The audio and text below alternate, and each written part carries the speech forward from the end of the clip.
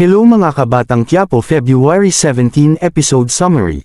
Sa bahay nila Kong Leo ay ililibing na si Santino at tinanong sila sasama ba kayo lahat at sumagot si Kong Leo oo naman at sinabi ni Meretz na eto na ang huli.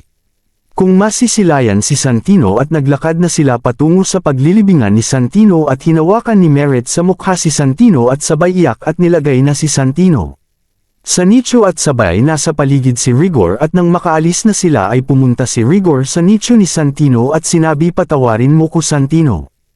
Anak pangako ko sayo pagbabayaran ko sila tanggol at sumagot si Meretz Rigor tama na parang awa muna at sinabi ni Rigor hindi sapat ang buhay ng anak mo sa buhay ng anak ko na si Santino.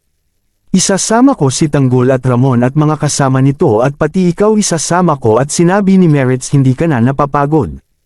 Puro galit at pot ka na lang at sinabi ni Rigor lahat mamatay sa pagkamatay ng anak ko at sinabi ni Meretz ang galit mo ang papatay sa iyo at sinabi ni Rigor tandaan mo na si Tanggol.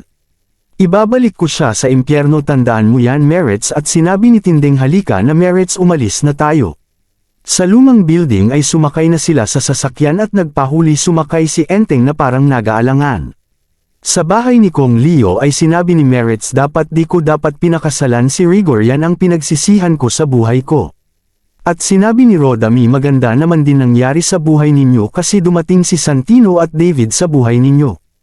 At sa sasakyan ay pumaroda na sila Tanggol sa target na hold up nila at sinabi ni Tanggol sige bumaba na kayo pagkakuha ninyo ng alahas bumalik na kayo.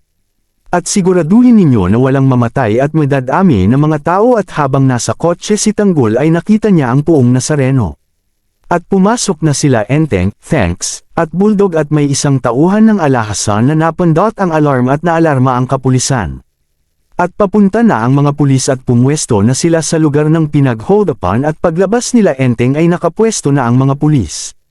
At tinaas nila ang mga kamay nila Enteng at nakita nila Tanggol at Ramon at pinagbabaril nila ang mga pulis at lumaban na din sila Enteng. At nagpunta na sila Tanggol at Ramon dala ang sasakyan at naisakay nila sila Enteng, Bulldog at Thanos at nagmamadali sila umalis gamit ang sasakyan. Salamat sa panunood like and share para sa update.